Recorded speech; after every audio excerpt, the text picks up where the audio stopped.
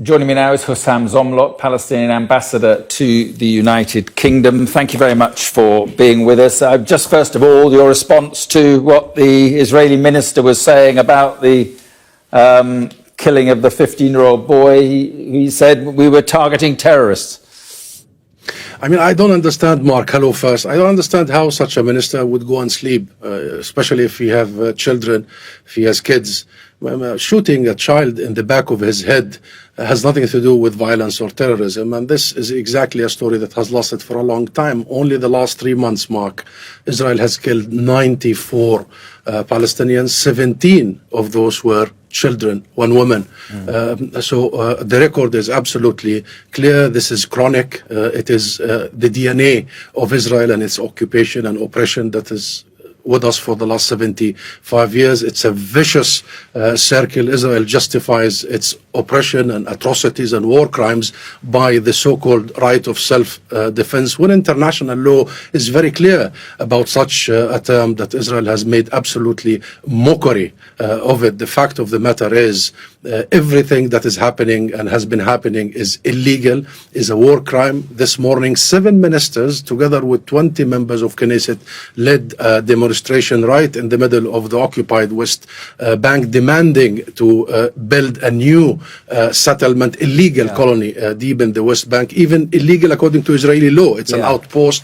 Today we saw all that covered by the political class in Israel, support for the continuation of the illegality. But do you condemn the killing of these 2 British Israeli sisters and their mother? Do you condemn that? Well, it's such a tragedy, really such a tragedy, and we have always said, and we continue to say, violence must absolutely stop.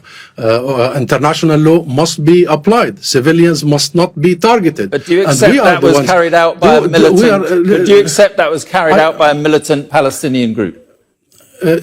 Mark, very genuinely, I don't know, and we don't believe the Israeli narrative. We don't know who did this, as we don't know what happened in Tel Aviv only a couple of days ago with this car ramming thing, and even the Italian embassy now is disputing this and calling for an independent investigation. Why a person would kill a tourist? Who is this person? We don't know. What we know is the organized army, the occupation army that has been killing all these civilians. Just a final point on these sisters and their mother. What does the killing of these 3 people on their way to a hiking holiday, what does that possibly achieve?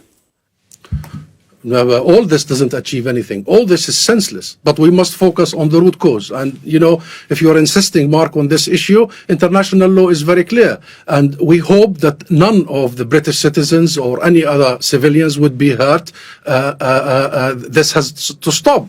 But this is an opportunity also, Mark, that the British government issues a clear guidelines for its citizens not to go and live in occupied territories, in illegal colonial settlements, in line with the provision of international law, international resolutions, and the UK policy. Furthermore, the UK would also should ban the settlers, the illegal settlers, from entering the UK and the illegal produce of settlements. So we need to avoid, we don't want to see anybody hurt, Mark. Anybody should not be hurt, and these girls should not be where they were, and they should not have been targeted. Well, let me put what he said about the Al-Aqsa Mosque to you, that he said that police stormed the Al-Aqsa Mosque after hundreds of rioters barricaded themselves in and then threw stones and fireworks and attacked the police. That is what he says. Now, there are other reports that these were Palestinian worshippers, but this is the problem, isn't it? It is one side telling one story, another side telling another story, and then we get the tit-for-tat killings. Where can it end? Where does it end? No. This is the media problem. And I have to say, Mark, I give you the credit. You've been focusing in a very professional way on the situation, but media is not helping. It's fueling. Look at the headline of the BBC when this happened. The headline goes like this: clashes erupt at a disputed holy site. Clashes? People were praying. It was filmed. It was documented. Those are worshippers. And disputed site, disputed by who? By international law and resolution, disputed by the British government on independent inquiry of commission in 1930 when Britain was in full mandate of Palestine, and the independent commission of inquiry came out with clear definition that Al-Aqsa Mosque is a Muslim site. It belongs to the Muslims. Only Muslims should pray in it. And by the way, Mark, that's why I haven't appeared on BBC for the last few days, and I will not until they correct their editor. It's not complicated. Let's just talk about what can be done, because it keeps flaring up, this violence. The Palestinian president said he would deal with Benjamin Netanyahu, even though he believed he was not interested in making peace. Is that happening at all? Are there any talks going on? Because the last meaningful talks were 2014.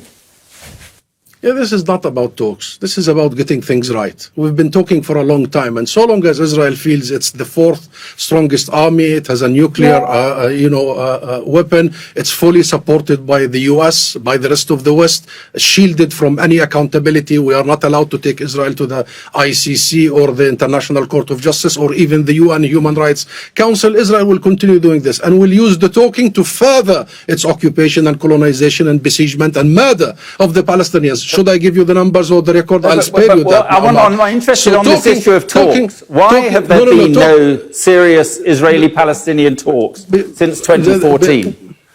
Because we started the talking in the early 90s. We signed the Oslo Accords. We recognized the state of Israel on the 1967 borders. We established the Palestinian Authority to take our full responsibilities under these accords. And you know very well, Mark, what happened during these years. Israel absolutely made mockery, undermined every agreement.